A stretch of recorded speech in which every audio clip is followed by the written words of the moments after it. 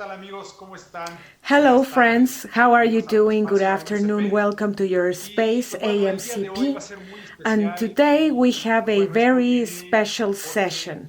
This ustedes is saben, el día because, and as 25 you de know, mayo, es on decir, May este the domingo que acaba de 25th, pasar, this fue el día last del contador. Sunday, we Y pues celebrated the bueno, el Day día of de the hoy Accountant. nuestro And invitado that's va a ser why especial. today, as I Tenemos was un saying, we have a socio, special session. We have an invitado associate, de lujo, a guest, que nos va a hablar world-class precisamente guest. algo He will be que addressing tiene que ver mucho ahorita con el gremio, something ¿no? that would have to deal with our Bienvenidos, guild agradecemos que nos estén viendo very detrás much. de las So cámaras. thank you for Los invitamos, por favor, watching a que nos manden right sus back comentarios, sus there. preguntas, Please send your comments, a your través de questions este medio de here Facebook Live by para means of que, pues bueno, Facebook sean Live. contestadas aquí So en el your programa. questions will be Recordándoles que answered este here in programa this no session. es And let me remind you necesariamente that técnico. Como ustedes bien these saben, en sessions are la not Asociación Mexicana de necessarily Contadores technical. As Públicos you know, in the Mexican tenemos una Association of Public agenda realmente Accountants, we nutrida have an de diversos agenda that temas is de quite carácter rich técnico, with de carácter diverse contable, financiero, technical, accounting, etcétera, financial, etcétera. Y pues bueno, and este so espacio on precisamente es range of complementando topics, but this todos is estos just to temas técnicos, supplement ¿no? all Que of ustedes these ya other tienen muy bien topics that the association calendario has de already estudios, ¿no? integrated in training Les recuerdo que este es su calendars. So I espacio, por remind favor, you that this háganos is your llegar sus space. preguntas, Please send si son your sugerencias, questions, los invitados que ustedes your quieren que tengamos aquí en suggestions, el the programa. Para guests that you nosotros de would verdad like ellos to son los have que here hacen in este this programa mejor. show. It is going Y to pues be bueno, very ahora valuable sí que because ya this is entrando ya un something you poquito en assemble este tema yourselves. de Now, este going programa into the especial topic and dedicatoria this al Día del special Contador, session devoted quiero to the Day saludar of the Accountant, I'd a mi like amiga to y buena now conductora de greet este programa, my good República friend, Abigail García. hostess, Avi, ¿cómo estás? Buenas Public tardes. Accountant Muy Abigail bien, Rubén, Garcia muy buenas Villegas. How are you tardes. Aquí doing? con el gusto de Very estar well, en un programa Ruben. más Very y happy que to pues es share un with placer you poderles servir a another nuestros session, and it is asociados y a a nuestros pleasure amigos y to contar con serve invitados de our lujo como friends el and del día de hoy. associates and having Fíjate, Rubén, world-class que guests hay un like the libro one muy we have today. And interesante let que me se tell you, llama Los Ruben, that siete there is hábitos de a la gente very altamente interesting eficaz book called de The Stephen Seven Covey, Habits of donde Highly narra una Effective historia que a People mí me by parece Stephen que le tenemos Covey. que hacer And it propia a todos los narrates a contadores story I públicos believe that y we se should make refiere our a own que as en un public lugar, en un accountants. bosque, está And una it is persona telling about arduamente an trabajando, individual llega working in the woods una persona que lo relentlessly, observa and y le an pregunta, observer ¿qué haces? arrived Y le and dice, asked, ¿no lo "What ves? are you doing?" Estoy And the other says, arduamente "Can't you see? cortando el árbol. I am Y le chopping dice, down ¿cuánto this tiempo tree llevas de relentlessly." arquero? And the observer Dice, says, más "For de how 5 horas. long?" And the Y le other says, "For responde, more than oye, 5 hours." ¿no sería And the adecuado observer que says, hicieras una "Don't you pausa think y it would be afilaras tu good to sierra? make a pause for you to Entonces yo sharpen your creo axe?" que a veces en el This is trabajar de why todos I los días, believe that whenever we los are contadores working in our públicos tendríamos routine, que hacer una public pausa accountants would para need to make a prepararnos, pause in order para to hacer get frente a todos los prepared, cambios que to están confront all sucediendo those y que han changes that cambiado are nuestro happening and mundo, nuestra changed economía, our nuestra forma world, our de economy, trabajar. the way we are Y yo creo working. que And por I eso es que believe tu that espacio that MCP is está why your preocupado porque space, hagamos esa AMCP, pausa. is concerned Y el for día de hoy vamos a giving hablar that acerca de un tema space for muy that interesante pause. que se And we llama are la going to talk globalización about del an contador interesting público. topic today, the Y me encantaría, globalization of the Rubén, que nos public presentaras accountant. So a please, nuestro Ruben, invitado. be kind enough to Claro que introduce sí, our Abby. guest Pues today. bueno, como ya lo Yes, hemos estado Abby, and diciendo, as we've been el motivo para saying, este día especial and by honoring this very special celebrando el Día del day, Contador Público, qué commemorating mejor the que Day hablar of the de un tema Public Accountant, the como es best la thing to do would be la to globalización del address contador the público. Y globalization más of aún, public accountants. And teniendo como moreover, invitado para que nos hable de because este our tema guest a un who gran will be estudioso addressing de the la topic legislación is a del contador great público, friend Mauricio and Mobarak, le associate damos public la más accountant calurosa Mauricio bienvenida y Mobarak, who agradecimiento we para que haya welcome aceptado the warmest participar en este way programa because y of si me lo his permiten, acceptance in pues voy participating during a this session. And tratar de if I resumir may, I'll su try to currículum. La verdad es que es summarize muy his amplio, pero curriculum, de his esto quisiera resume, rescatar but I'd algunos like puntos to stress importantes some que evidentemente nos important van a demostrar points that will be giving evidence about his experience in the topic that we are going to address today, Abby. And for starters, he's a public accountant, graduated from the School of Banking and Commerce with an MBA from America's University, Marketing Management Orientation, a seminar for specializing in human resources in Politécnico Nacional, diploma courses at ITAM about computers, and it's been more than 25 years for him as the president of the world's board of directors of the accountants, lawyers, and business advisors firm US and CS Global. And here in Mexico, he is the managing partner of UC and CS America, specializing in marketing, planning, systems, and process reengineering for businesses. And well, truly speaking, he's got a very impressive career path, and also he worked for an international firm, Pricewaterhouse, for 15 years as a senior manager consultant. And I believe it is better to use our time to listen to him than just reading his experience, because it is impressive. And I thank him once again for accepting the invite. Welcome and good afternoon. Hey, thank you, Ruben. Thank you. Thank you to Abigail as well and the technical team back there. It is an honor to be with you here in these sessions organized by AMCP for a topic that nowadays, and it is very clear, we are going through many new experiences. And first of all, congratulations to the public accountants. We've celebrated our day, and I am a firm believer that the accountant should be the leader of the future and present. We have much to give to society. Maybe we don't know it. Maybe we haven't realized about all the things that we still have to give. So indeed, thank you, and it is my pleasure to be with you sharing this topic. The idea would be to give you some brainstorming on the experiences we've had, and that not only the accountant, but also from the standpoint of Latin America and Mexico, the ways in which we may get ahead, because in the end, it is what we all want. You're right. I am ready to get started under the agenda we've set forth. Yes, Mauricio, thank you very much, and thank you. Let's get started with this very necessary question. Please, could you define what globalization is for those who are not that familiar with this term? Yes, this is one of these words that at times would make us scary or motivate us. Many things entailed in this word.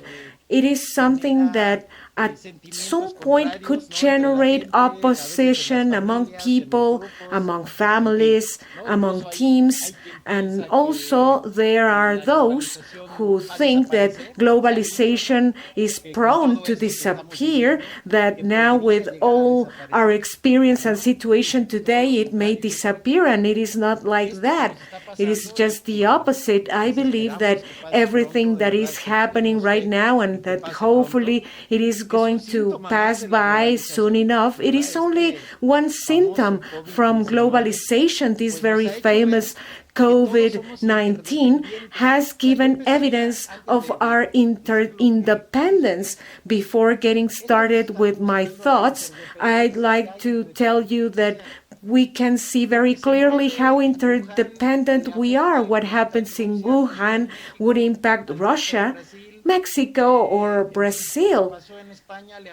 In Spain, events would impact South Africa or Saudi Arabia. Everything is connected, in short. So I believe that globalization has always been there.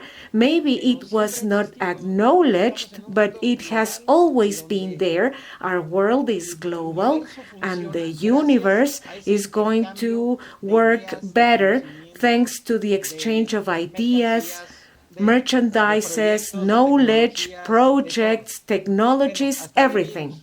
Even viruses, and very unfortunately, but this virus is going to bring about growth, because in the end we'll need to overcome it, and this is going to improve our immunological system. Our immunological human system will have to improve in order to put up with these pandemics. And it is very sad because we've lost people, and of course there's nothing else to do in that sense. This is the life we must live, and at some point we'll pass away. But now, going into the subject matter, and I also thought when preparing it that if a profession is globalized, that would be public accountants, thanks to Luca Pacioli globalizing us. If we didn't have this accounting theory created by this Italian man, and that we are still following up to now because it is valid. And now we also have that discussion going on if this is a science, technique, or art. Many evidences would tell us that accounting is a science. Some would think that it is an art or a technique. I believe it has a little bit of everything, but it does have a scientific sense to it. So in terms of globalization, Abigail and Ruben and all our friends out there, let's say that all of this began its manifestation because globalization has always been there. It is not something we created just yesterday or today, but we saw it materializing when we saw the badly cold, and some friends would say, please do not say that this was America's discovery in 1492. America was discovered, and at least that is the official version, but in reality two worlds encountered. The world already existing in America, the world with a system that was working in spite of the pros and cons, and it merged with the upcoming European system and also from Asia through the Bering Strait. So this very famous encounter between three worlds was the first clear globalization manifestation. There were other manifestations later on, like for instance the Silk Road, the trips from Vasco da Gama in 1498, Magellan in 1519, and many other explorers that now, with this Silk Road, Chinese would call it one belt, one road. That's the way they call it. And apparently, this one belt, one road is going to unite the world all together. This great struggle between these two powers is evident between China and the US. In the past, we were talking about G20, G5, and now it is G2. We are talking about these two huge powers that are leading the way. And some countries would go with the US, others with China. In the case of Mexico, we are tied up, I would say, completely married with umbilical cord and everything to the US, but also with many relationships established with China that will keep on growing. So what is globalization? I would say it is the exchange that we can find everywhere: goods, services, technology, financial resources, culture, work. Yeah, viruses, right? So this is what globalization really is. And how is this contributing to us? The sociologists always say that whenever two cultures encounter, many alternatives emerge. Let's think of three of them. One would be that one culture domains the other, or the other way around is the second option, and the best is whenever cultures merge and make the best out of that. And I believe that happened in Latin America. If we see the case of the US and countries like Argentina, where the population living there was obliterated. It didn't prevail. Nothing was taken from their culture. And in Latin America, according to the circumstances, the best of two worlds was taken. And even though at first the original culture was obliterated and taken away, throughout time, we've been appreciating the culture existing here in ancient times. And let's not talk about Latin America. Let's focus on Mexico, the Great Tenochtitlan, the Mayans, the Olmecs, all these other cultures that were already here and that today are more appreciated. We are taking ideas from them. We can even talk about concepts like astronomy or herbal medicine, the basis of modern medicine, and many other things. Also, the environment interest that we haven't been able to do right. Mayans were sowing according to the hands of the clock. For instance, a plot of land should be sowed every 7 years. So they would get ahead. They would then go in quarters. The land would then recuperate for 6 years, and it was worked for 1 year. And in 7 years, it was very fortified soil, and now we are exploiting it all the way until depletion. We are exploiting the woods until depletion. That would be repeated with many other resources. We want to squeeze it until the end. With the oil, we have the fracking instance. We haven't taken that wisdom of those ancient cultures, not only in Mexico, like the Mayans, also the Native Americans or the Mapuches back in Argentina. Hey, Mauricio, let me ask you something. All of this you are telling us, why is it important for us as public accountants to understand the phenomenon of globalization? Yes, thank you. Your question is fitting just right, falling into place. And I'm always conveying this during my interactions in my international firm. And what we always say is that we are going to organize a course without accounting as the main topic, because the accountant should be very well cultivated. In order for us to understand our clients who are business people, the ones we deal with, if we only know about accounting then it won't be possible for us to understand what they're doing in their businesses. So the first point would be that if we want to start a conversation and going beyond, and I'd like to convey this same ambition to all of you, for us as public accountants to give counseling to our clients. And this is also related to globalization, how globalization impacts companies, and how the accountant could even contribute with ideas on how to upgrade companies. It is not that we are only going to show or deliver the tax return for authorization purposes, so then we can click on the IRS portal. We are going to contribute with ideas to improve businesses, because in many countries, like in the US, they call us the bean counters.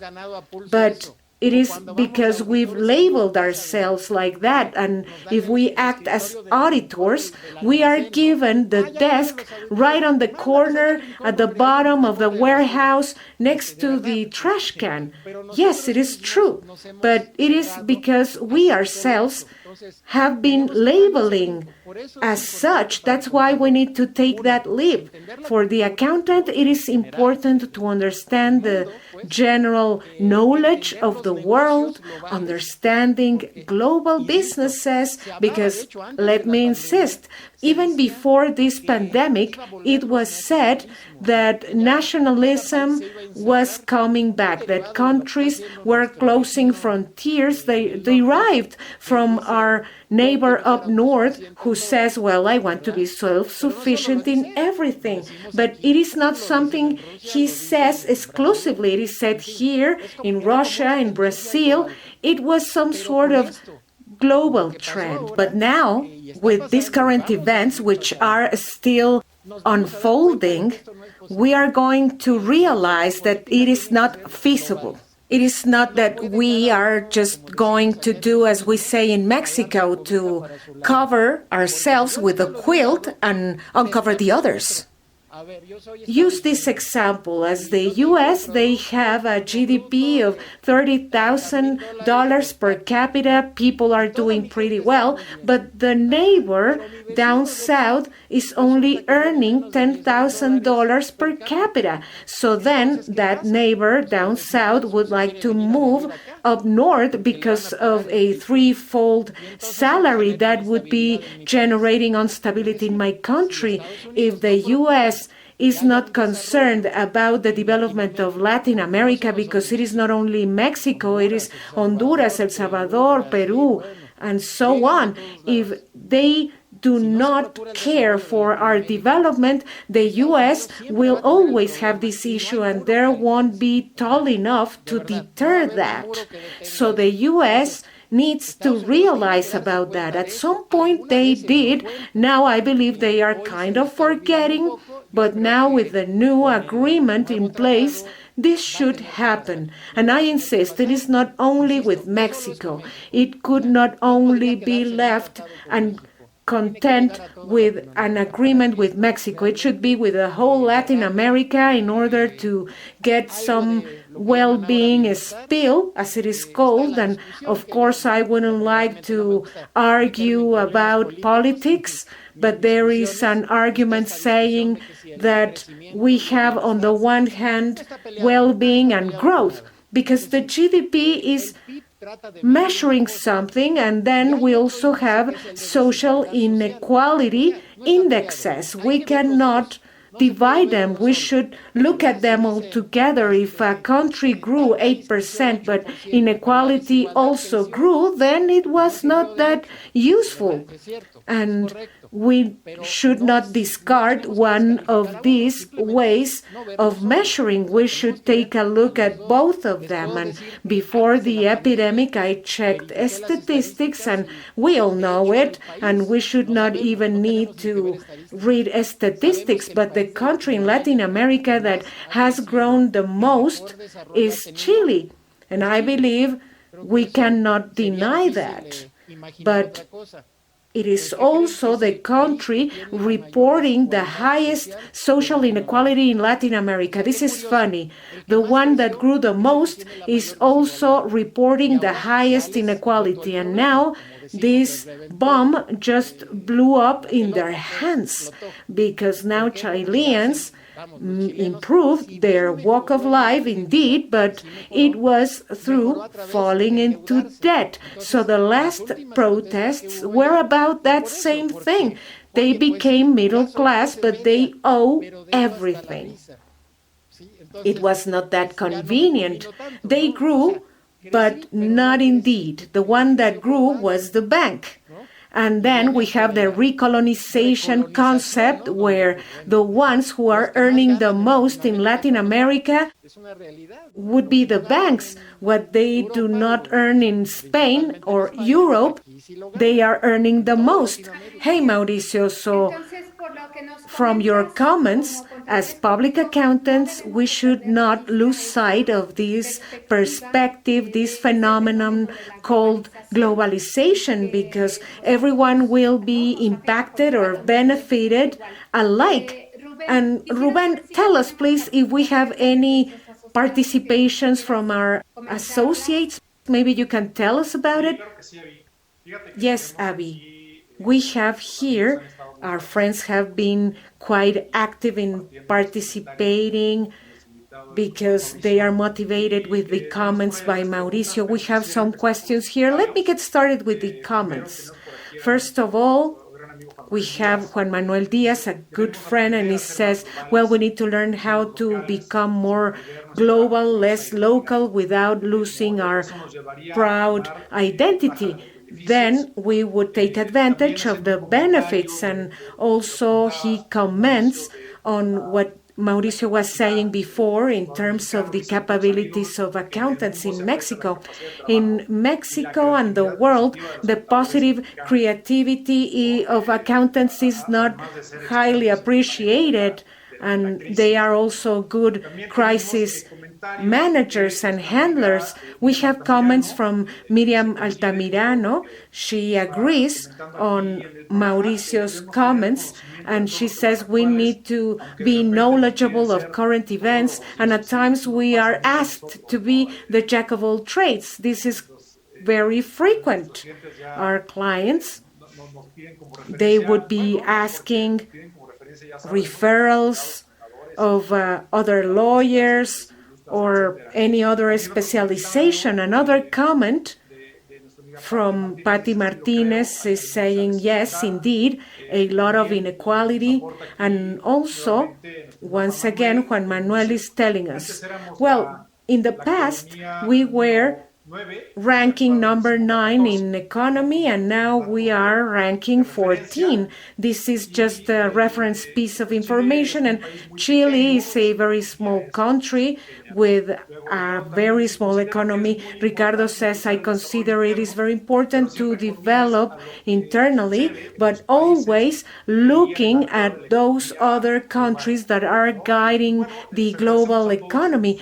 Thank you. Thank you for your greetings. Thank you for your comments. And now I'm going back to a question asked by a friend called Lilia Cepeda. She's asking, do you believe that globalization is dividing in as much as it unites?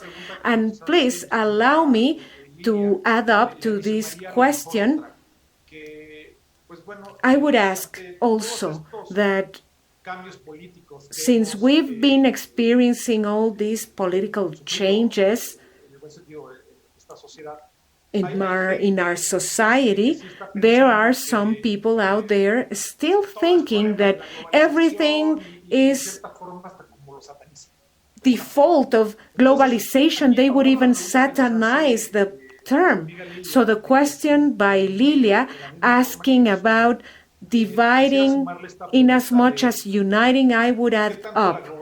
Is globalization positive or negative?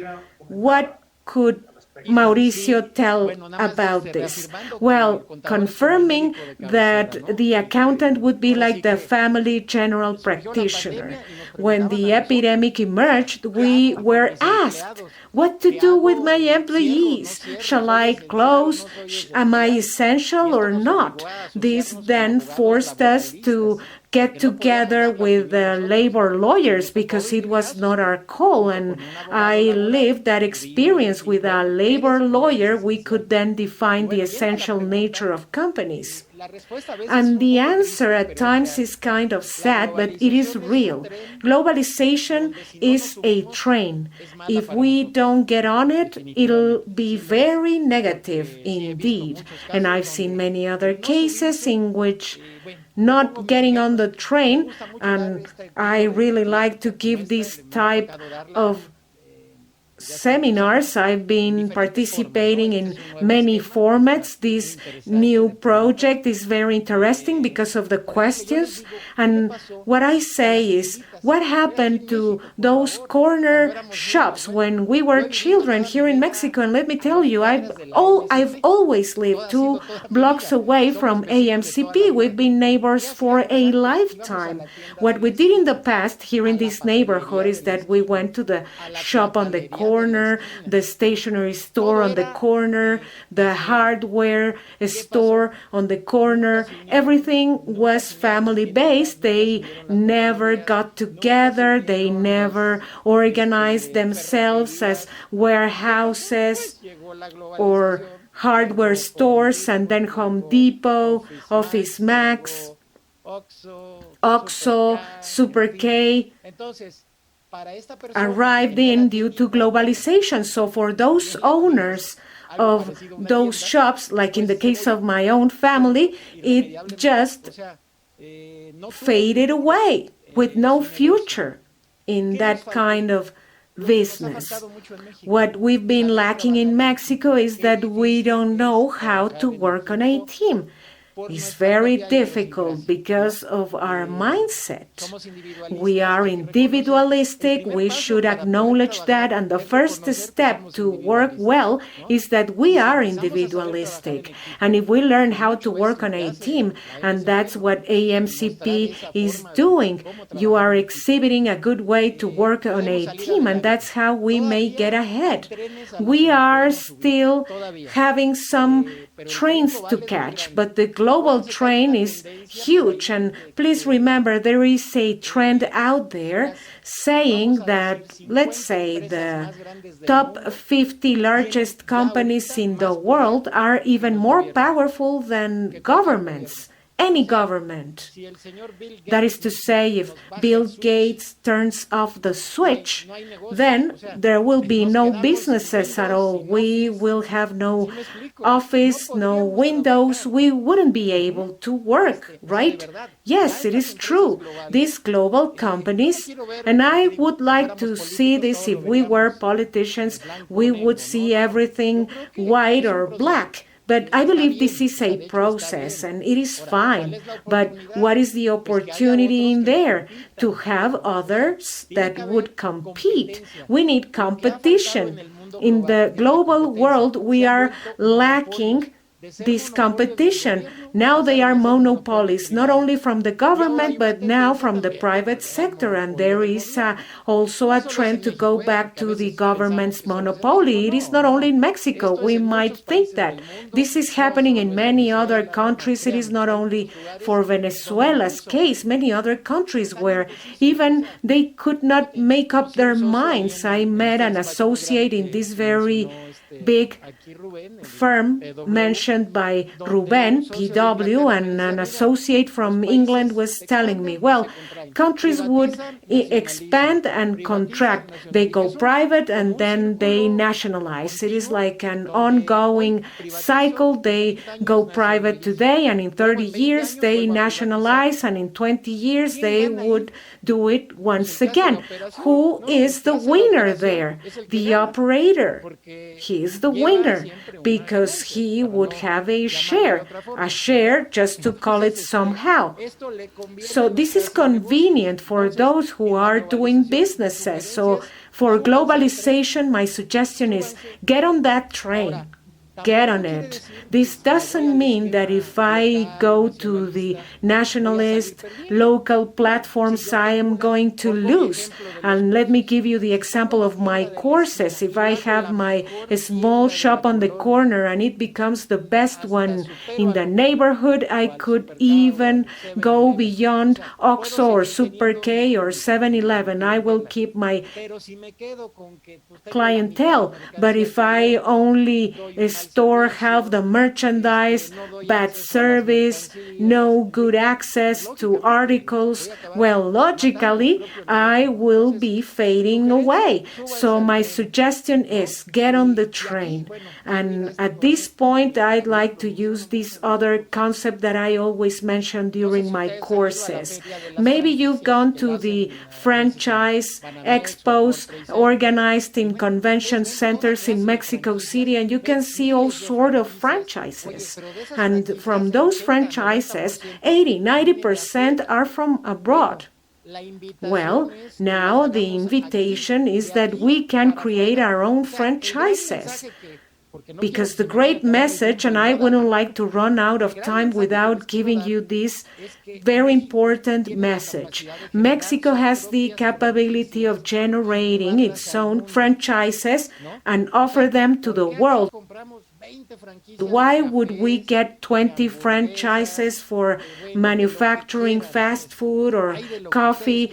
any topic or activity you might think of. But why haven't we created our own franchise like the Happy Mexican Cactus, for instance? Or why wouldn't we have a franchise for pulque, traditional beverage, or using our medicine herbs, healing with our herbs from ancient times, or Mexican clothing or traditional furniture? We've been closing ourselves. We only receive, we pay for the franchise, and we still have a load on and a burden in our shoulders, because all these great businesses out there that we all know because they are our clients, of course, we see them on a daily basis.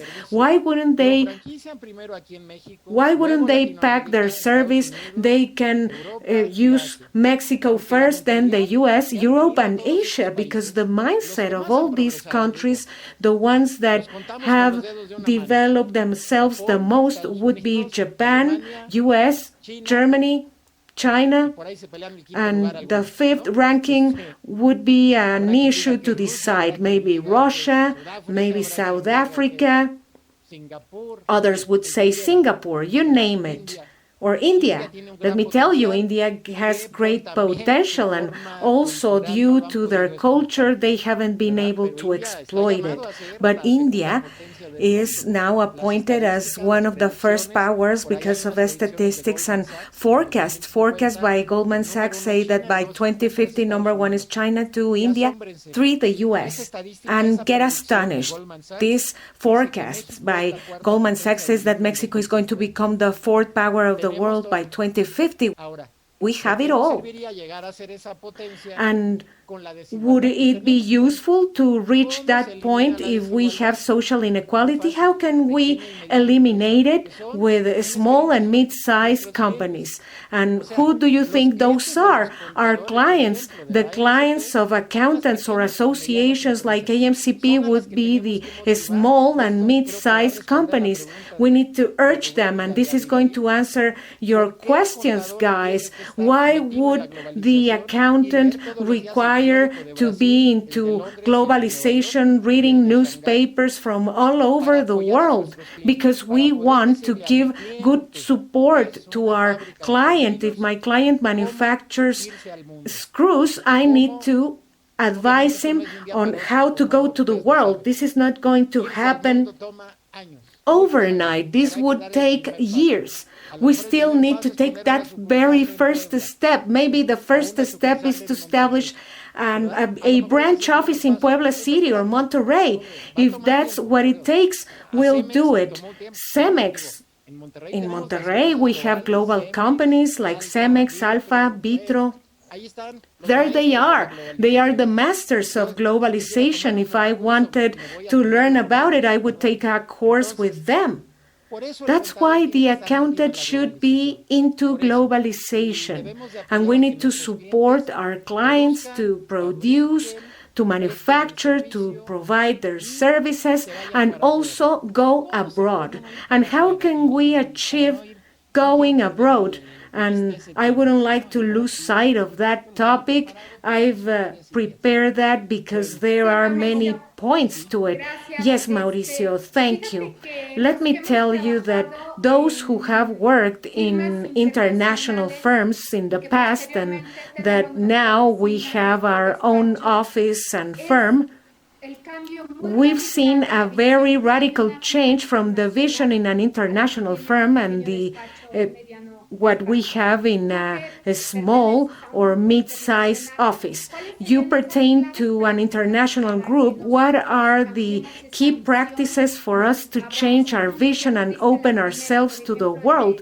Now, you've already told us that the main tip would be to get on the train of globalization and reading newspapers of other countries where we possibly have our clients or we are interested. What are other key practices we could get started with today so we will open our mind and change our mind to get a different focus when providing our services not only locally but globally. Yes, there are many practices, but let me tell you one that you have just reminded me, and this is sitting with your client, but with the owner of the company, not only the internal auditor, the accountant, or the CFO. For, of course, with all of them, we've already sat down. It is about sitting with the owner of the company and ask him, how is your business coming along? With this very simple question, please tell me, how is your business coming along? And from there, ideas will emerge because we are creative. They believe we are squared, but we are creative. So the first thing would be to get to know exactly what the client is doing. Just by asking this, maybe we can ask about raw materials, qualified personnel required. You have problems to get new clients. Are you getting adapted to the new digital world of marketing? I believe that we can make out a list. I have my own with 10 questions that I would ask to the owner of a company. And please do not charge for this interview. Immediately we act out as cab drivers. This is just for our acknowledge, and maybe it is not going to be in a single meeting but several ones. And please understand the business of your client, because from there the rest will follow. With the analysis capabilities that we possess, we are going to realize that they experience problems with raw materials because of the difficulties of importing, for not having an agreement with that country. That's why we need to design a plan importing it from Singapore to get it here locally in Mexico. Or maybe they have issues with qualified personnel. Why? Because they don't have a good motivation benefits package. What they would need would be a good human resources study, establishing a labor climate study, and then establishing also a career path for employees to feel part of the business. Or maybe they have financial issues because most of our clients are family based, and some of the members would be using cash.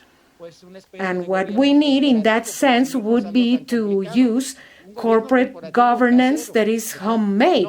We won't be giving the best practices for corporation from the company's coordination council. That would be too much medicine for this kind of sickness, or killing flies with shotguns. The questions and these answers are also pertaining to consulting services. That is the magic word that we may offer to our clients. What happened to accountants? And this is something we haven't forgotten yet. This came like 8 or 9 years ago when the fiscal judgment was erased. And of course, I am including myself in this group, the group of romantics who wanted this fiscal judgment to come back. We wanted that because it was work well assured, and I don't think this is going to come back anymore. So we need the magic word called consulting. And the big firms, and also the small ones, it is the case of my firm, that compared to the big four, we are pretty small, but there is a phenomenon, and if we have time, I can show you statistics exhibiting that according to the top 20 firms in the world, they classify services in 4. One is called assurance, for auditing purposes, assurance. The other is tax, fiscal consulting. The other is just consulting, and the other is legal.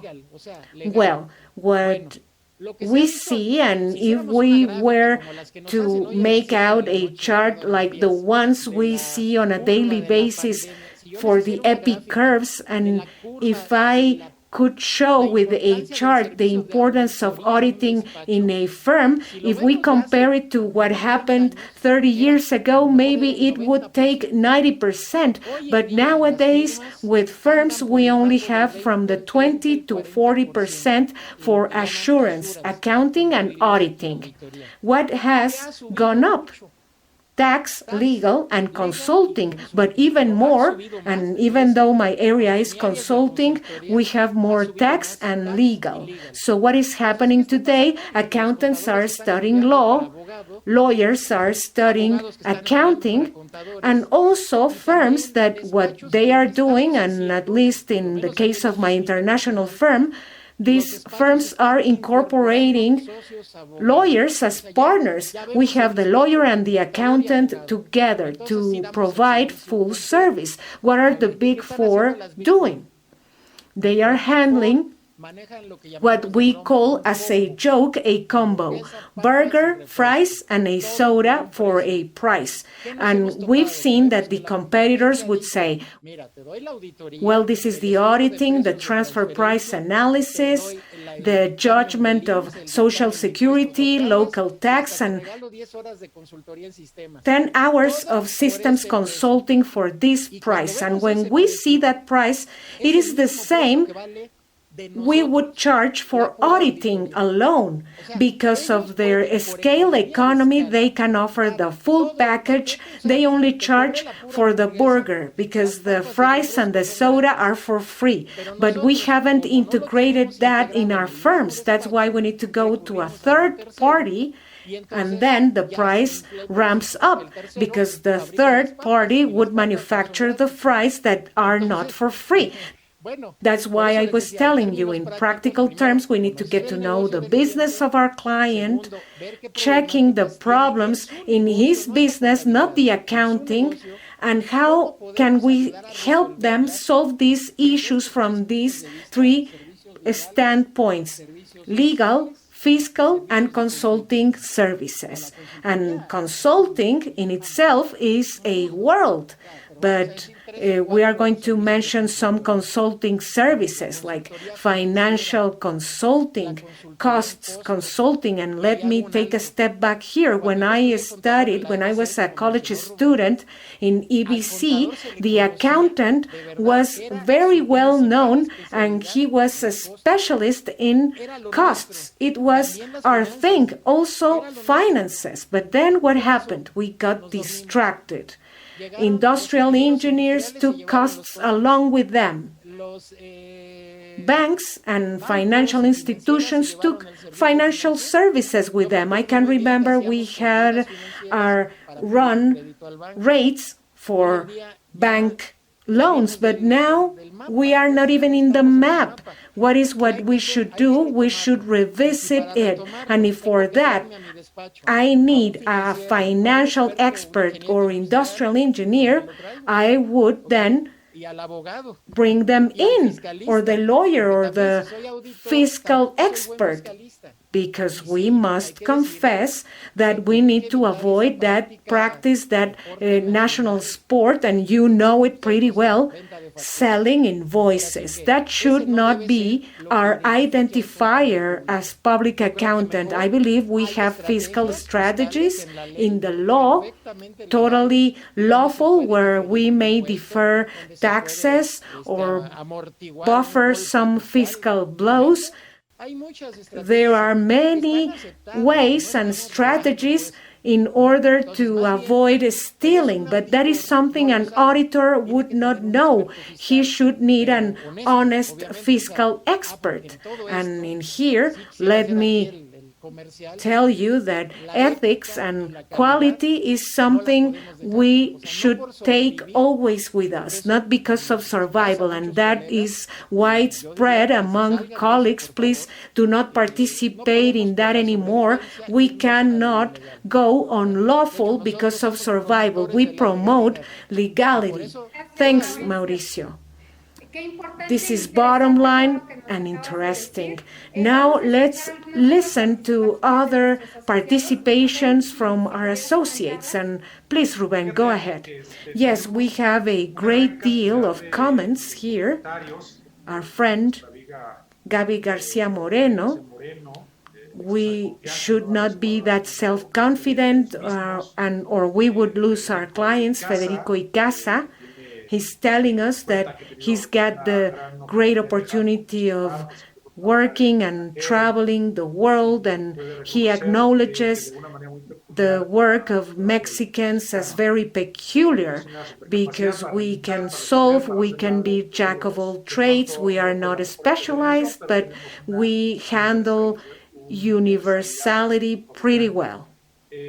Juan Manuel Diaz is also contributing a lot, and he says, well, we need better national self-esteem. We are good in many things. We need to travel. We need to take advantage of that knowledge from abroad. We have many others. Eddie Avila is telling us, I've always thought in establishing alliances and getting positioning in different other areas. Juan Manuel is also voicing more comments, but we have a question here from Georgina Mancilla. And she says, well, so maybe the best thing would be to establish alliances to confront globalization. And this is related to what you were saying, that we need to get on the train. And along with this question by Georgina, our good friend, we need to know how we as firms, local firms, could then establish these alliances. What are the pieces of advice that you would give us? Or maybe we should get together with an international firm at some point. Maybe we are not thinking about the big four for this, but I don't think they're the only ones. And Juan Manuel was saying a while ago, well, it is not the same, the firms in England or the US. And in here, we should be aware that there are many other countries different from these two that could be a good idea to explore and scout and get on the train. And this question by Georgina, she's saying, well, maybe the best thing would be to establish alliances for globalization confrontation. Would you say that? Yes, absolutely. Please, let me give you a comment before. Mexico is, and I am a firm believer, I could live anywhere else, but I like it here because it is the country with the most privileged position in the world, and I am pretty sure of that. We are neighbors to the power number one, and we are very attractive for Asia, attractive to Asia, Europe, and Latin America. No one has that same position. Believe me, that's something our clients should get advantage from with our assistance and we ourselves as firms. And I don't like to give advertisements, but let me tell you something very openly. The first thing is that you need restructuring. What happens in our daily life? The client requires financial services. Yes, let me give you this referral. I require a labor lawyer. Well, let me give you the referral of a good friend of mine. We need to be more formal in these terms, structuring a multidisciplinary firm, right? In that same firm, as the large department stores do, we want to get a sweater, but I also got a chocolate. I took some cash from the ATM. I paid my phone bill in that same place. The same concept. In that same firm, we're going to offer it all. Accounting services, and even though some firms would not like to work with accounting anymore, please do not discard it because it is the daily bread of our life. I'm still doing it, and that's how I got started. And with auditing, don't think about fiscal auditing, but financial auditing. I can charge $3,000 for filling out the report, but my real service is financial auditing. the internal control, defense in every sense, corporate legal advisory for drafting contracts, every service, cost, systems, finances. But everything should be in a single firm, in a single package. That is my suggestion. And do not increase your prices, because the big four are charging less than us because they can. So everything should be in the same package. Let the client see that you can give full service without losing the personal touch, because our advantage as a small and mid-size is that we give the personal touch that the others cannot. They would only send a fresh graduate that will never understand the business problems. That is our advantage. Don't put that aside. And once we can give a multidisciplinary service, yes, then you will be able to associate with an international firm. There are 50 of them out there, and some of them do not have any Mexican representation. There are still some that maybe would have one representation, and even though I appreciate the rest of the states in Mexico, but maybe they have this representation in a small village or city, and maybe they are more interested in Mexico City because it is the largest city of the world, as I say, and the most beautiful too. They will be very interested for sure, and if you want, I can share a table with the names of these firms. And then you would simply call them up, ask for the representation, and more than one will be willing and able. But the ideal thing is that for sure, and let me tell you, this is where globalization comes into play, the technical requirement. If you are going to be a member of this international firm, you need to master, and I wouldn't like to disregard our CNIF, the Mexican standards, but you need to master the IFRS, or in its full version. Don't tell me that you only know the Mexican standards, because for me to give you this auditing, I want my judgment with IFRS, US GAAP, and international auditing standards that are also applicable in Mexico. The fiscal code acknowledges US GAAP and IFRS. You are not forced to carry only Mexican standards. Maybe we can have a reconciliation for the annual tax return, but we are not forced to use Mexican standards that are showing three main defects. They do not acknowledge appraisals. For instance, for me, a financial statement would not work without it. Just imagine the building pertaining to AMCP, if it is valued under the historical value. We need the market value. That is the real value. It is not the bricks. It is the market value we are interested in, and some other defects that are now going to be corrected in the IFRS, acknowledging the leasing, the new standard about leasings, and compromising liabilities due to that. We are also acknowledging the value of guarantees like contracts with clients. It is not a sale, it is a contingent liability, because if it is faulty, I need to fix it. In order for us to move freely with international firms, you need to learn about IFRS, and this association is possibly going to give training about this, and also the quality standards come into play, very important. And I believe the new standard, and maybe our Facebook watchers know about this, but we have a new quality standard that is the ISQM1 that is now suggesting to get corporate governance for firms, and maybe for the small and mid-sized ones is too much. It is under observation.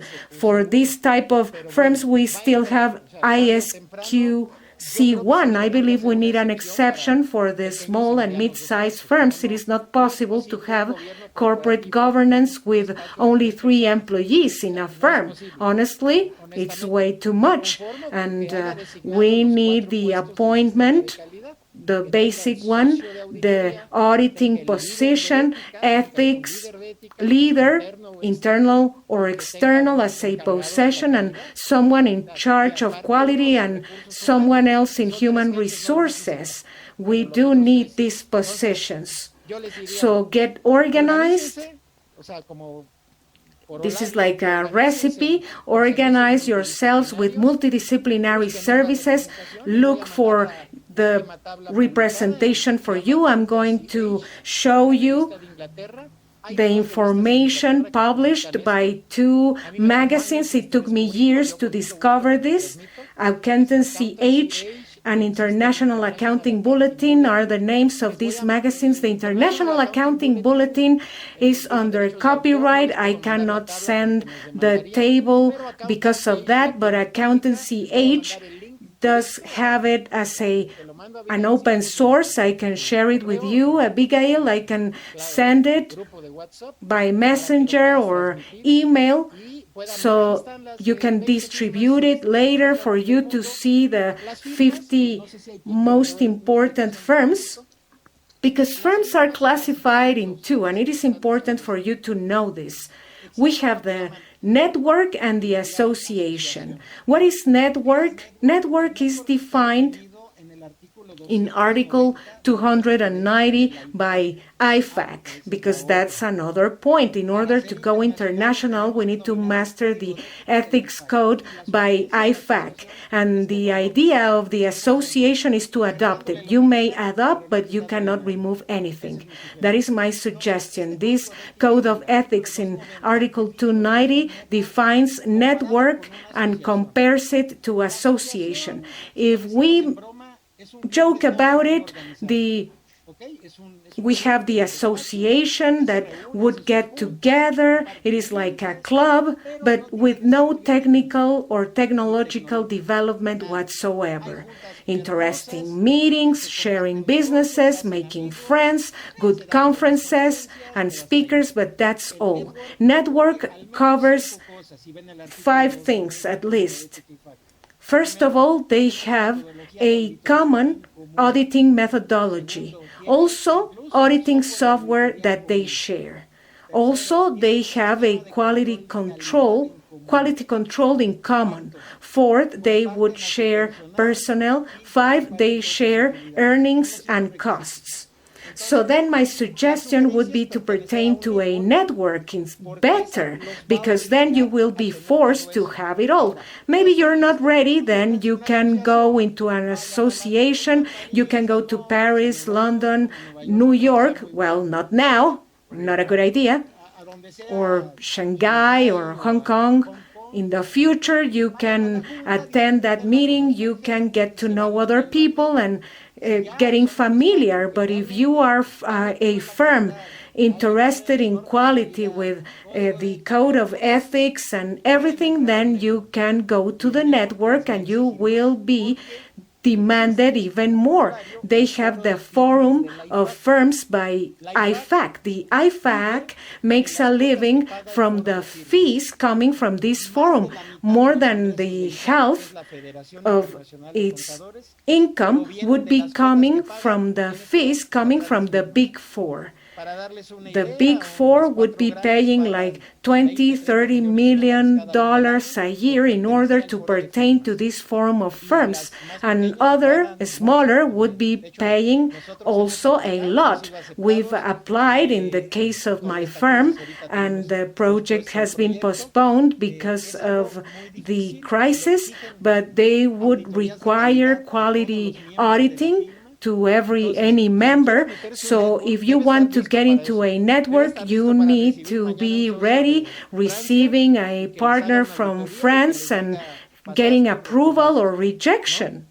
So that's why I invite you to get well organized, and then you can go into the association with firms. That is globalization. Thanks, Mauricio. Please tell us if we have any other comments from our associates. Yes, we've had many of them, and unfortunately, we maybe won't have enough time. Ruben, well, probably, and since we are commemorating the Day of the Accountant, maybe Mauricio would allow us to use more of his time. Can you do it, Mauricio? Yes, for sure, Abigail. If it's for helping, yes. Yes, the idea is to get the comments from our friends and to answer their questions. Please read them aloud.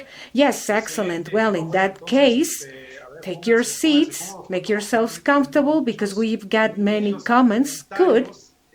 That is positive. Okay, so Deli Avila is saying, well, I've always thought about establishing alliances and getting new positioning. Juan Manuel Diaz says, well, we should not confuse accounting with the professional activity we should be developing. Laura Hernandez says, well, the bad side is that many colleagues abuse their clients not delivering full service. Claudia Araceli says, well, we have today the opportunity of assuming the role as leaders. Juan Manuel Diaz says, yes, but we need fair agreements to not pay royalties for names because that's not the idea. And as you were saying, this is part of going into the globalization game. And of course, we need to be fully trained. We need to master the standards and follow the rules. And many of these firms would establish conditions of fees for subscription or royalties, as Juan Manuel was saying, maybe fees for referrals. And we need to look at the silver lining side, because at the end of the day, we have royalties and income that would be at the worldwide level. Some firms would handle these plans.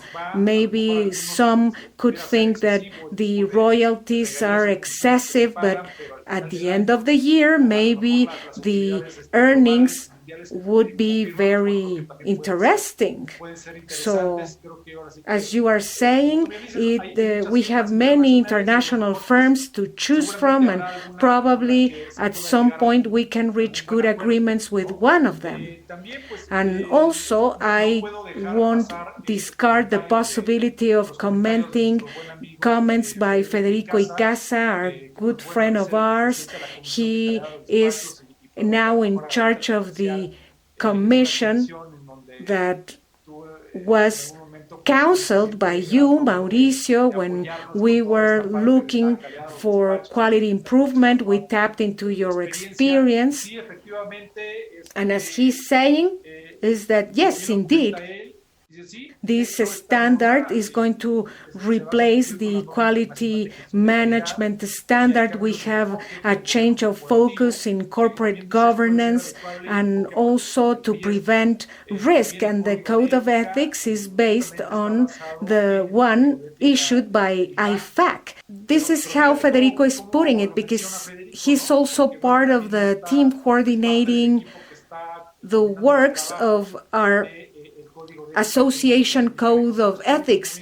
You can add to it if you adopt it, but do not remove anything. And this is exactly what we are doing. And I want to take advantage of this moment for you to know that we are adopting the IFAC's code of ethics, but we are making it more robust and rich with PLD aspects, and also the accomplishment of social commitments derived from the acknowledgement that, according to our president and myself, could then get an acknowledgement from the UN. And also some comments are congratulating us because of that. And now that you were talking about the ISQ1 and the standard for the firms, this is something we've been discussing in our commission, the quality of firms. And this is focused to auditing mainly. And we are including also the corporate governance section because they go hand in hand. And here in our association, this commission is now working on it. And also, somehow, the idea is to get it adapted. Because as you were saying, maybe this is directed to auditing firms that are very big. And in our case, maybe not all the members would have thousands of employees, and not only for auditing assignments. Maybe in the past, offices were working because of financial or fiscal auditing.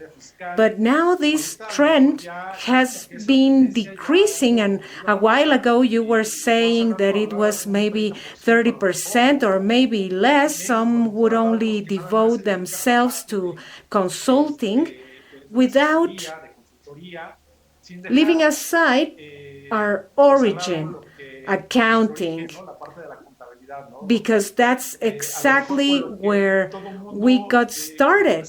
It is the first service offered to our clients, and maybe many times these ongoing assignments are the ones that would be giving sustain to the firm because of the continuous service that we should always take care of, and we need to make it better. Undoubtedly, these are the comments we have so far from our Facebook friends. And Abby, probably you can have any other question or comment in mind. Yes, Ruben. Mauricio, as you can see, this topic has awakened a lot of interest in our associates because of this very expressive name and title. And this is a question I have. You've talked us into getting in on the globalization train.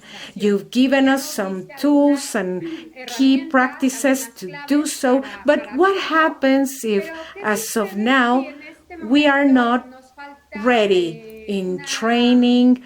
Academically speaking, you have just mentioned what subject matters we need to focus on, but also on the other hand, we have the economy factor. For me to get an alliance with an international firm, maybe I require certain income levels, certain economy, certain number of clients. Please tell us about that.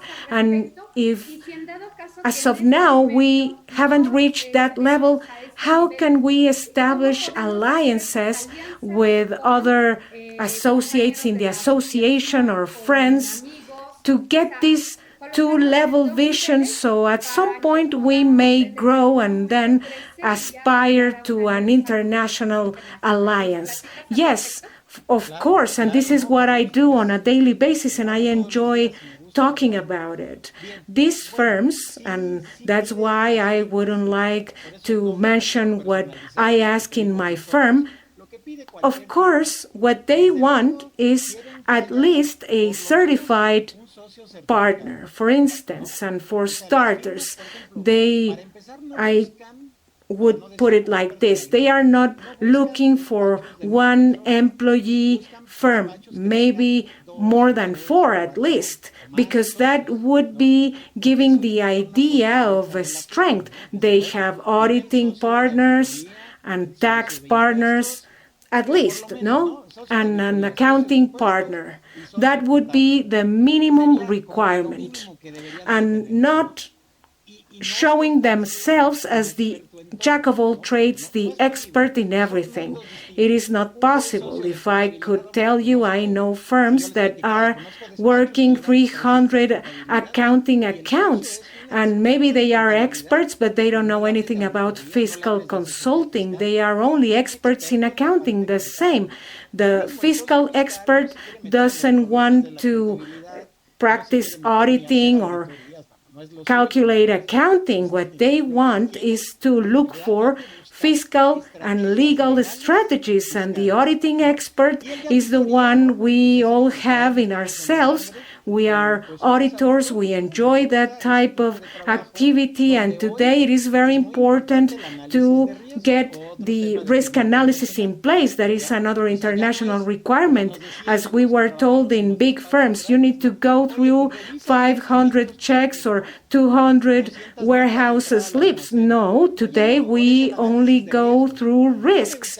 And if there's none, I would pay no attention to that. And I'm going to lose my tools like the random or statistic sampling. And prior to this, an analysis on internal control.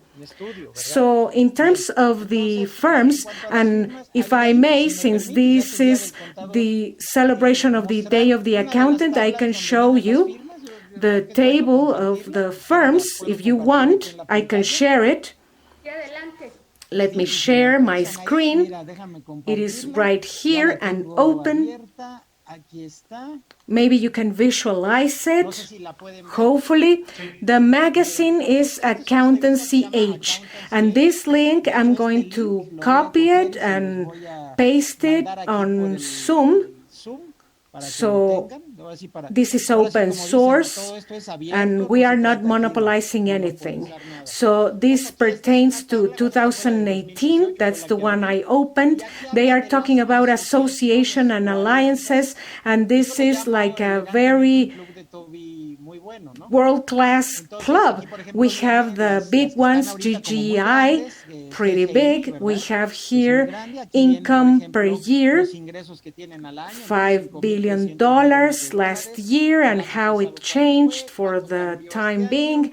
And I understand that these are the columns. We have more data. You may expand this window, and then you can learn even more from this firm. Yes, I cannot get it right because of Zoom projection, but you may expand by clicking. We have Praxity, TAG, Leading Edge, Lineal Global, growing too much around the world. I know the CEO, Terry Snyder, Prime Global, AGN, DFK, Morrison, merged with KSI, IAPA, Alliot Group, CPA Associates, Integra, Impact, and TIA. Well, and this is us. I was talking about franchises, and we are the only worldwide firm based in Mexico. The rest are in the US, in Europe. There is one in Argentina. I don't see them here. We have Jeffrey also ranking 20. These are the associations. But I believe it is also positive to check the networks, which are more strict, as I was saying. Let's go to rankings. We have here the last year update in terms of networks. The top 20 networks are right here. This is where we can learn about the Big Four, Deloitte, the remix of Arthur Andersen, pretty big. Deloitte is huge. And let me see if I can expand.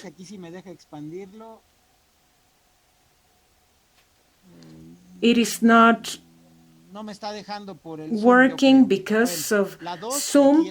We have Ernst & Young, KPMG.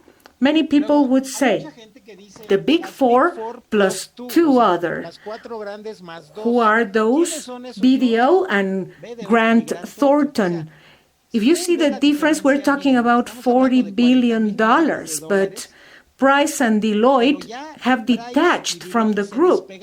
This is like the Olympics. We have these two detaching from the group. Ernst & Young is trying to keep its rank, and KPMG is invoicing almost the half of what the Big Four does. And BDO and KPMG have a great difference with each other, but they are now at the same level, BDO, Grant Thornton, and also RSM and Crow Global, and we have others underneath. BDO is very big, competing with the Big Four in full, and BDO, the Big Four, and Grant Thornton would not take you as an affiliate. I must say this.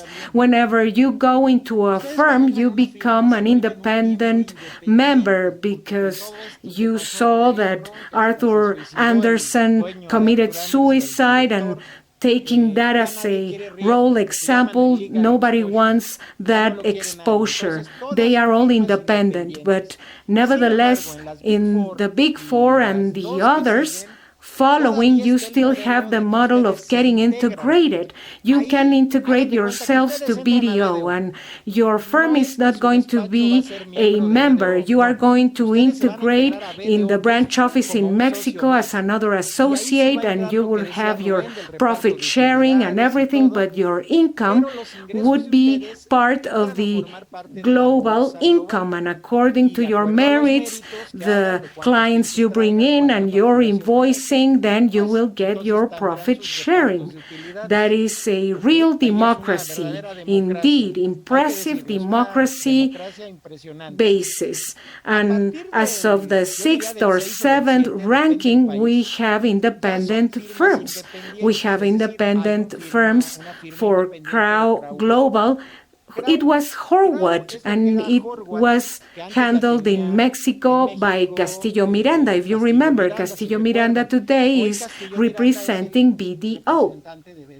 And Crow was taken by another group that, as far as I understand, were in Nexia and other firms. I don't have the updated information, and we have Nexia, a very important firm, Baker Tilly, Morse Stephens, Creston, HLB, PKF, Ecovis from Germany, and also we have the Argentinian one, SPI, Russell Bedford, MGI, and JPA. We are a little bit underneath, like ranking in 23. We are playing in these two courts. A very well organized firm will find very convenient to go into networks because of the high demands. If you want to take a sip or a taste, associations would be a good starting point because you will experience what a firm is. It is not an elite group. They try to introduce fiscal technical topics. They are devoted to international fiscal consulting. The auditing activity won't be their main concern because they rely on them. They do have auditing, but then it is sent to another country and they rely on it. And in network, it is not like that.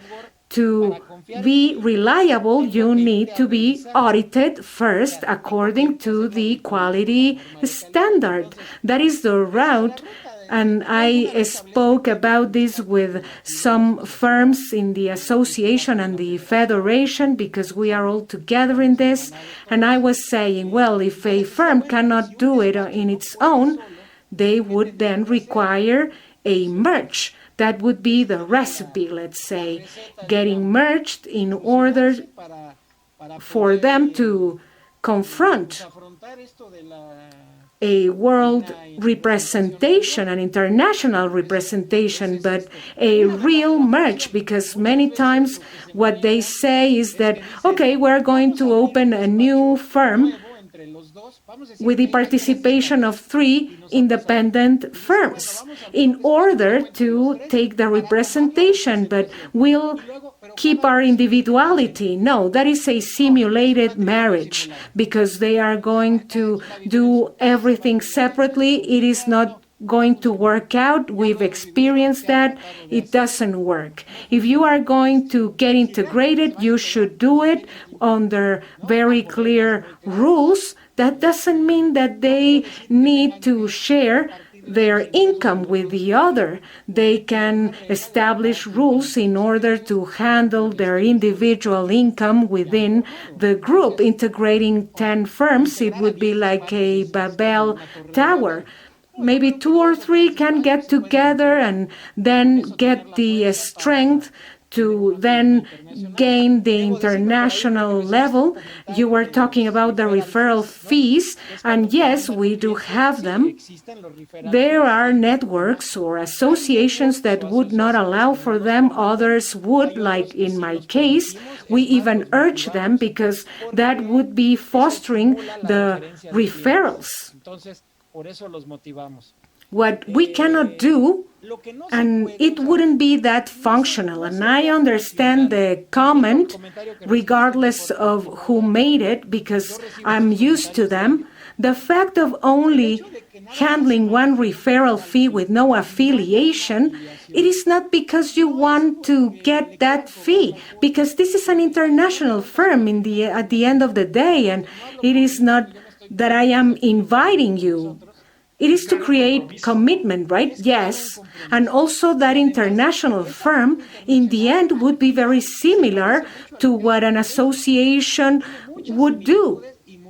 They need a structure where the services might be provided. For that structure to be established, resources are needed. When we only have referral fees, and I know a very large firm in Mexico, I won't be mentioning its name, handling that same concept, and the other concept called best friends.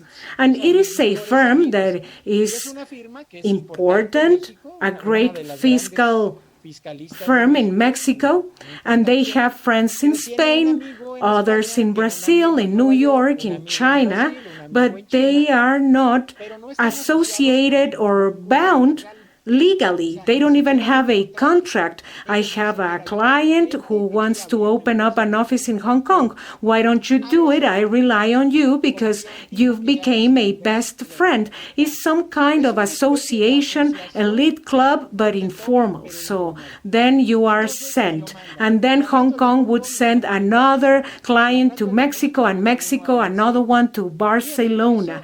That's where we have the referral fee sheer game expression. But whenever you want to have a company, like in my case, Pricewaterhouse Associates International, located in Switzerland, and it was a real company with real personnel. It was like FIFA. I compare it to football organization.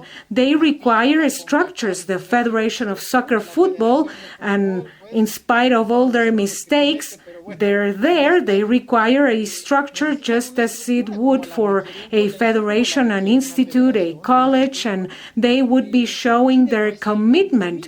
What happens if we have no fees? There will be no technical topics in the end. And this is what we say in every firm at large, not only in mine. If a firm is only getting into the activity to get businesses, they will be disappointed. Businesses depend upon what they also give out. It is about giving and receiving. I cannot get a business from the office in Spain if if I have never sent anything to them.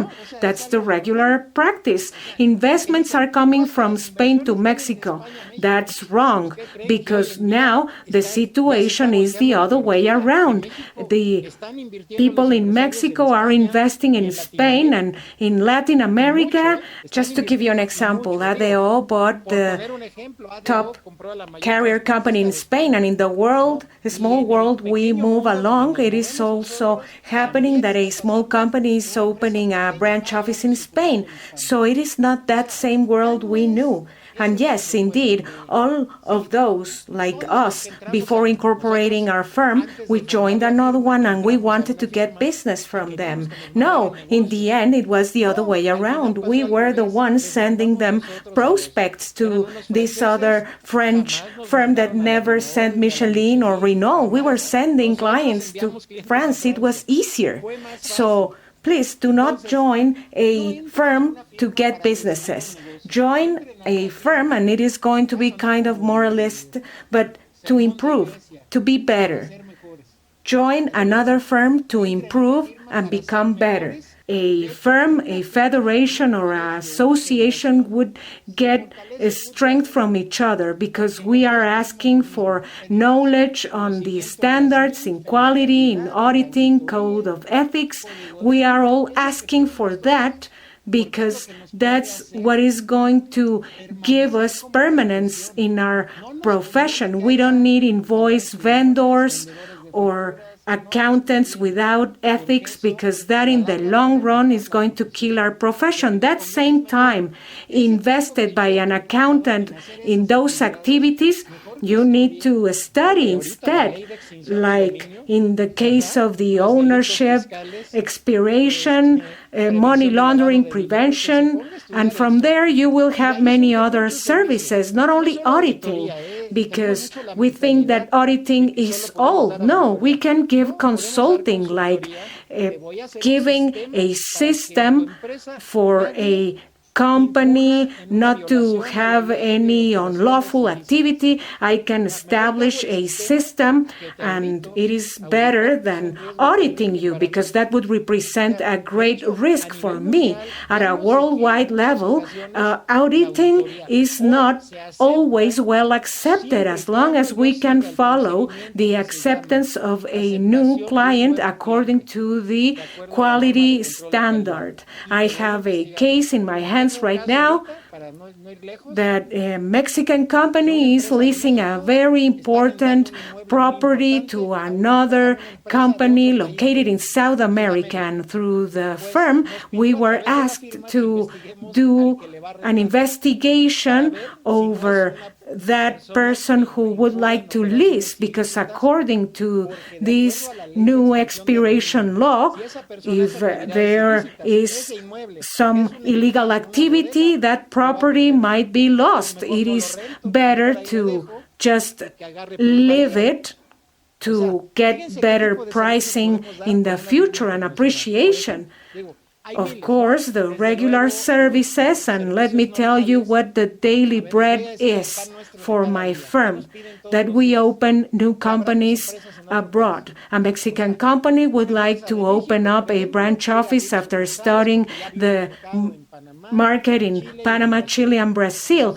They want the accounting services, they want the fiscal address, inclusion, legal representation before the authorities, payroll, checking accounts.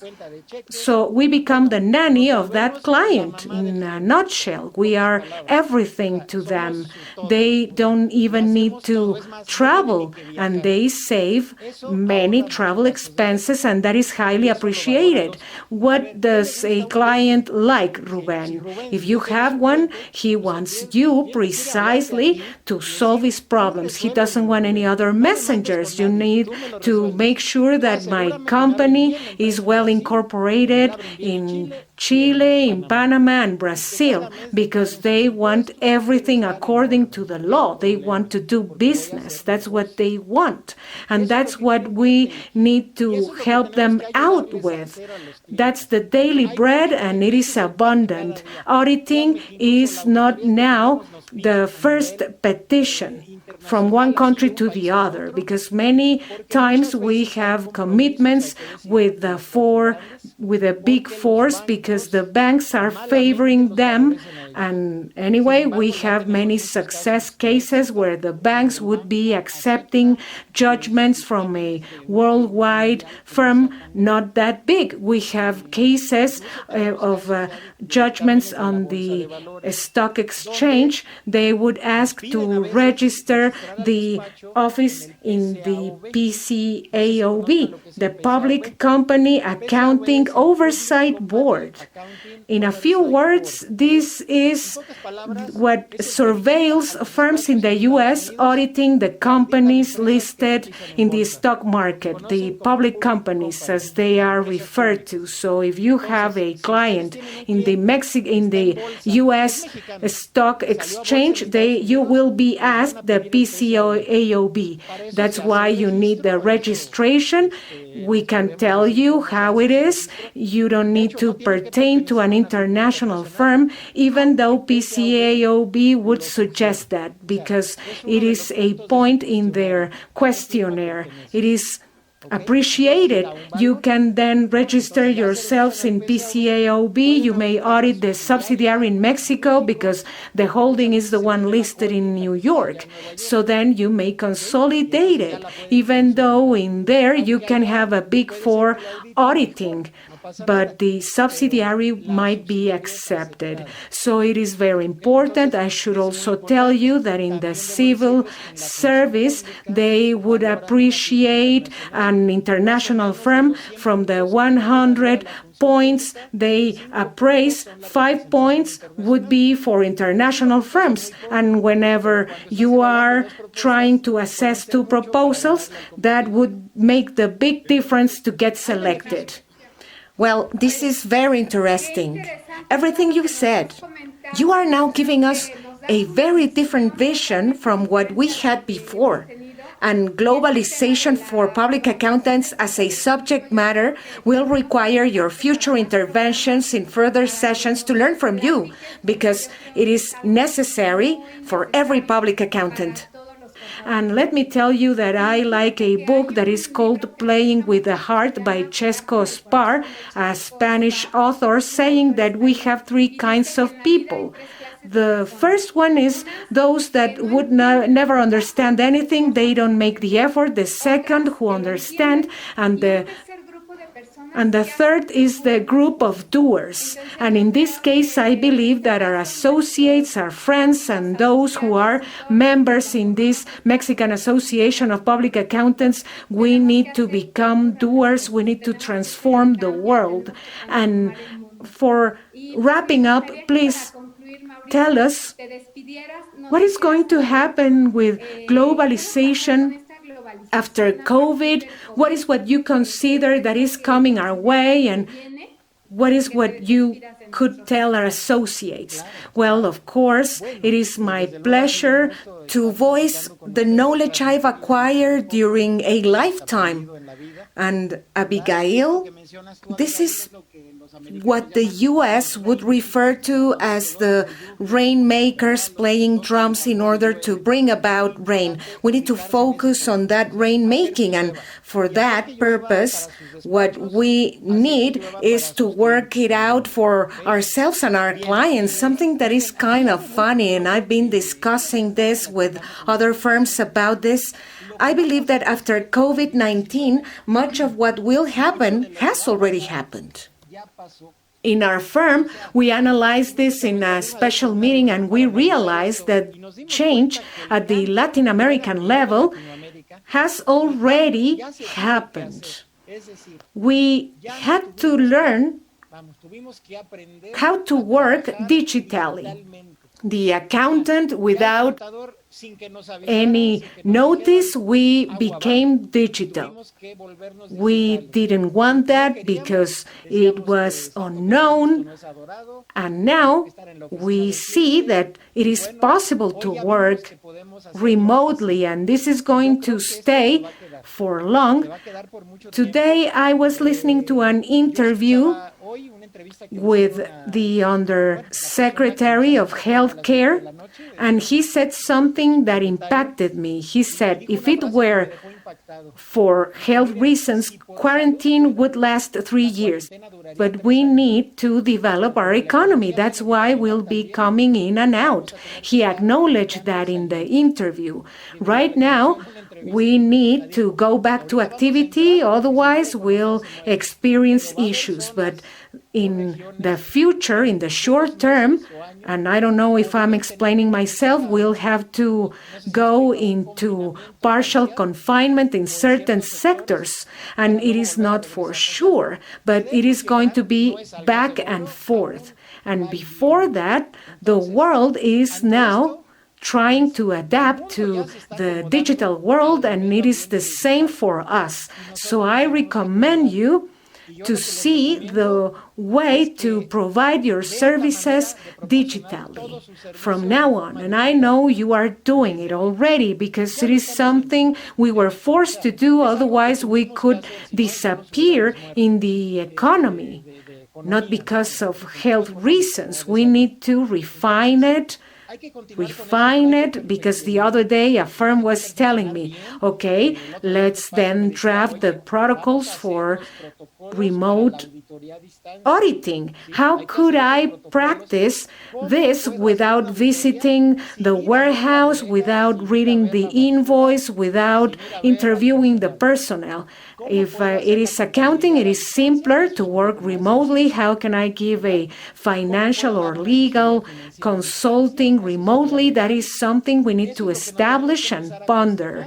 And that's what I think is coming our way, maximum development of the digital world.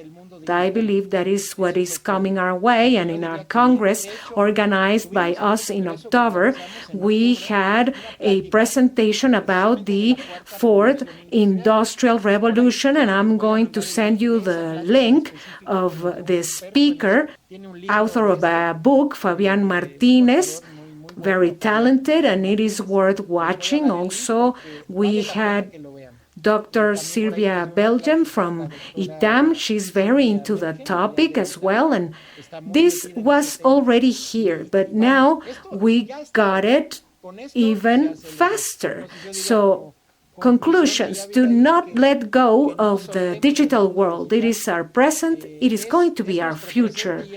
Don't let go of strengthening the globalization of our knowledge. We need to get adapted to the local and the international affairs. We need to be familiar with both. And if we can get organized with each other in a multidisciplinary fashion, work might increase. And then firms might grow even further. Even more that if we stay alone. Being alone could get very complicated before this world stresses over us. And even more with the position of Mexico, that is one of the most attractive countries for foreign investment. In spite of internal errors, we have this privileged position. So thank you, and I'll look forward to hearing from you once again. Ruben, do you have any final salutation? Yes, Abby? Just to thank our friend Mauricio for his comments today. Interesting, very interesting. Our Facebook friends have attested that because of their comments. We thank you for that. And obviously, we urge you to send other comments and the topics you would like to deal with here in this space. And now I would just like to invite our friends to stay tuned, because later at 6 we are going to hold the event Thursday for Associates, technical topics, and neurolinguistic programming.